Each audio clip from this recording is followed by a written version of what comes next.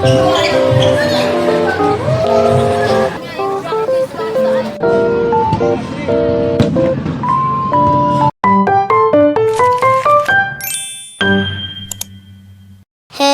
guys! Another video, another mini vlog. Ngayon na nga lang tayo ulit nakapag-upload mga bi dahil naging busy nga yung beshi nyo.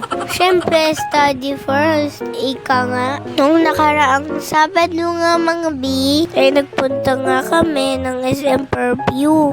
Sinama nga po kami ni Mommy at Daddy dahil magse-celebrate nga po sila ng birthday ni Tito Budin. Nagpunta na nga muna kami sa mga arcade. Habang nag-aantay nga kala Mami, pinigyan nga rin kami ni Mami ng panglaro namin ni Bryce. Tuwang-tuwa na naman nga ang beshi nyo. Habang busy nga ako dito mga bi, ay busy nga rin sila ni Nung Andre maglaro sa kabila. Magpasensyaan nyo na mga bi yung boses ko dahil medyo paus tayo. Naglaro nga kami ni Bryce netong bowling. Abay, ito nga si Bryce mga bi ay kamuntikan lang manggigil dito sa pagbo-bowling. At ang gusto niya nga yata ay ibato nga tong bola sa screen. Pagkatapos namin mag-bowling, ay lumipat naman nga kami dito para nga makakuha pa ng maraming ticket. Pagkatapos nga maglaro nila Ninong Andre, ay tinulungan na nga nila dito si Bryce.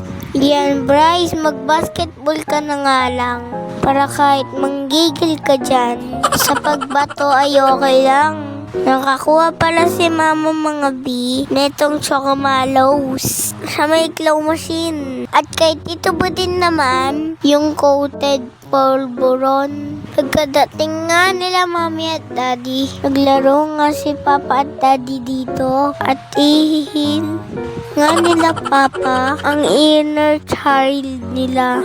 Char! Pagkatapos namin kumain sa McDo, mga bi, ito na naman nga si Boy tulog. Naantok na pala sa gilid, pero ayaw nga magpasandal. Pabiyahe na nga kami, papuntang MOA. At kapag ganitong mga biyahe, ay hindi nga pwedeng hindi tayo mahihilo at magsusuka. Pagkagising nga ni Bryce, ako naman nga ang nakatulog.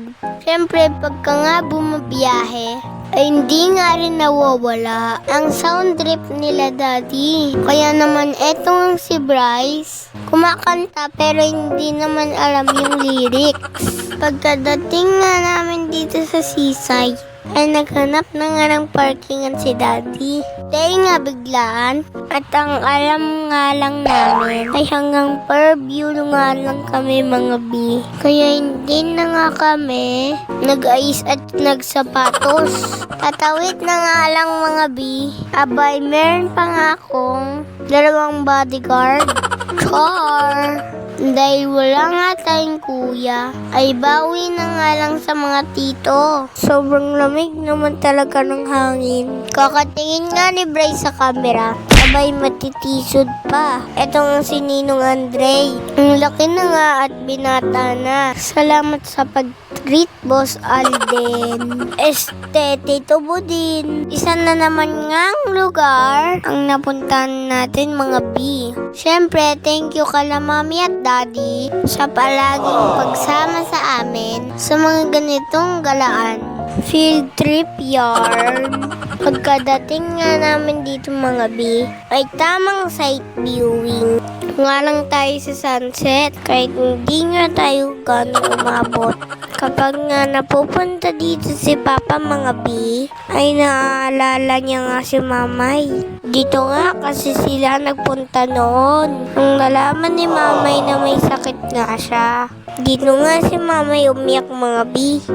Ang bilis naman talaga ng panahon. Parang kailan nga lang nakasama pa namin si Mamay. Ngayon nga mga bi, ay mag-iisang taon na nga siyang wala. Napakahirap po ang wala ka. Miss na miss ka na po namin, mamay. Sana po ay happy ka na po dyan sa langit. O tama na mga B, baka magkaiyakan pa nga tayo dyan, char. Pagkatapos nga namin magpahinga dito mga B, ay tamang lakad nga ulit kami.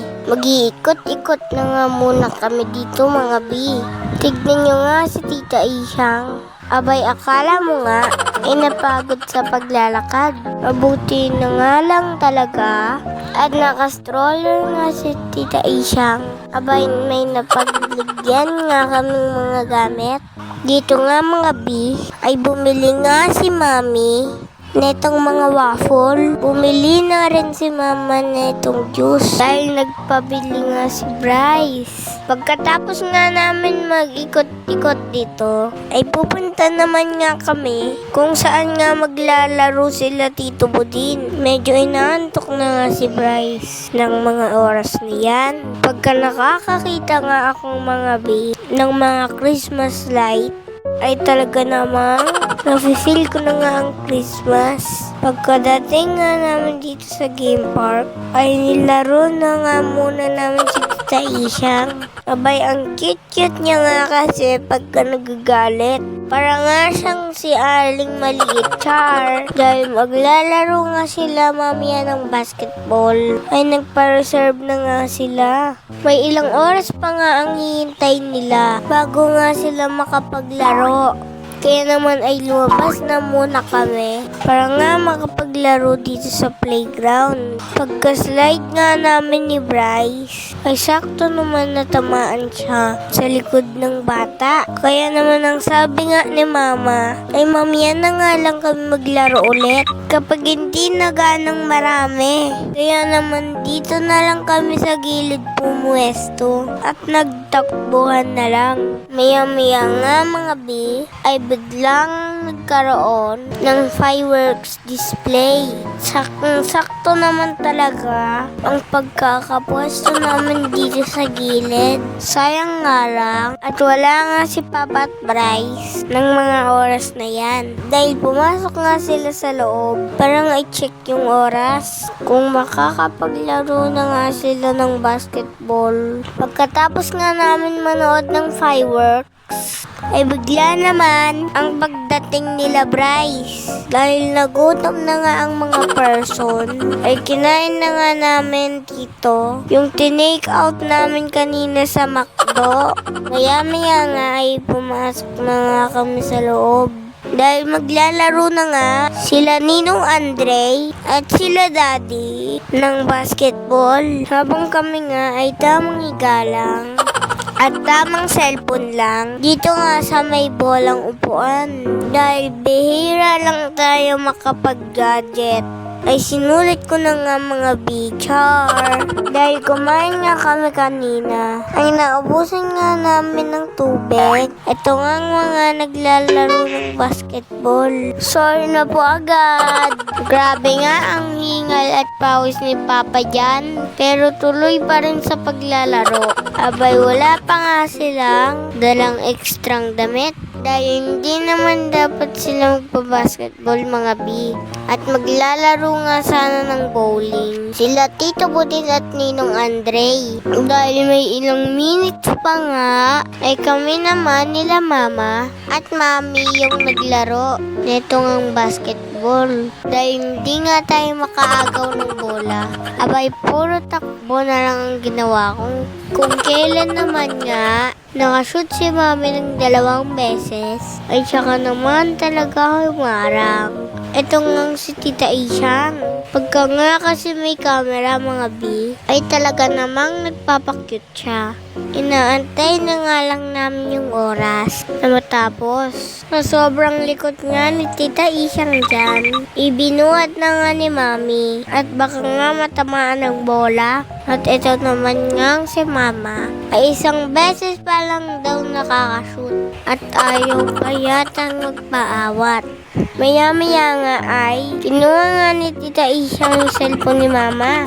Abay, kagaling na bata, char. Pagkatapos nga namin maglaro ng basketball, ay for the pagod ng mga person. Pagkalabas nga namin mga B, ay nantay na nga lang namin si Daddy at kukunin nga nila yung sasakyan. Bago nga daw kaming umuwi, ay kakain na muna nga daw po kami dun nga kay Diwata. Thank you po ulit sa treat, Mommy and Daddy. At syempre sa birthday boy na si Tito Budin. O siya mga B, hanggang dito na lang po muna. Marami pong salamat sa panonood. Please like, follow, and share. And subscribe to my YouTube channel. Paki-follow na rin ako mga B sa TikTok account ko. God bless!